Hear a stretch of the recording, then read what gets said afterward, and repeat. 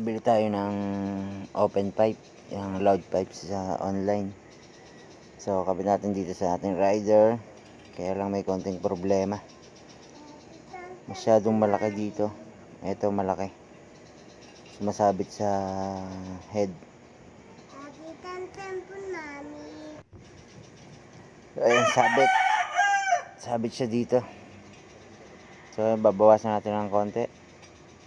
So i-grinder natin ito dito, medyo paliliitin natin konti.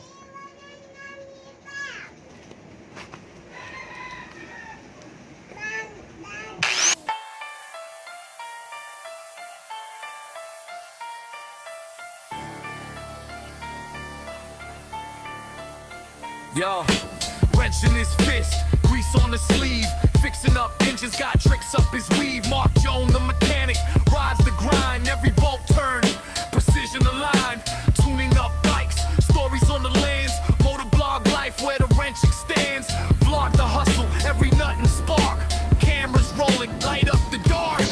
Mark Jones TV, revving up the scene, dreams on two wheel, engines pristine, fix it, ride it, film it, he's the man, grease-stained hands with a master plan. Mark Jones TV, revving up the scene, dreams on two wheel, engines pristine, fix it, ride it, film it, he's the man, grease-stained hands with a master plan.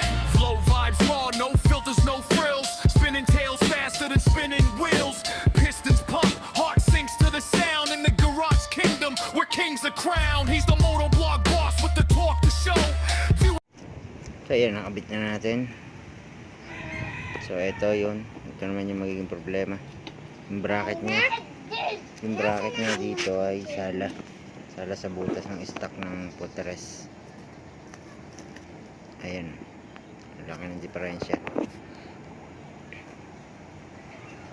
So gawa na lang natin ng alam, tanggalin natin yung dulo, tapos bubutasan natin dito sa katapat niya.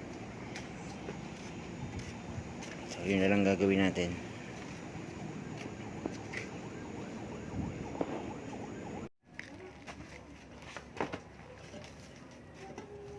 Tune in for the wrench and go, from busted rides to the open road. Mark Jones hustling every upload. Mark Jones TV, revving up the scene, dreams on two wheel, engines pristine, fix it, ride it, film it, he's the man, grease-stained hands with a master plan. Mark Jones TV, revving up the scene, dreams on two wheel, engines pristine, fix it, ride it, film it, he's the man, grease-stained hands with a master plan.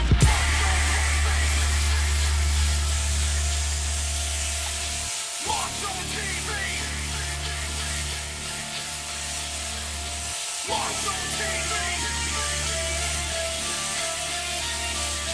Mark Jones TV.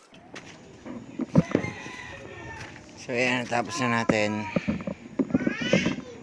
Then, sukat natin kung papasok na yung tambucho na to.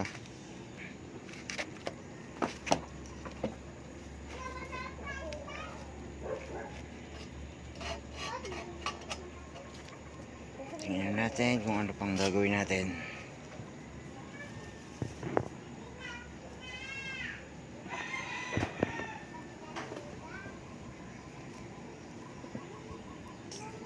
So ayan, sa pagsukat ko dyan, so bubutasan na lang natin yung kabitan ng tornilyo.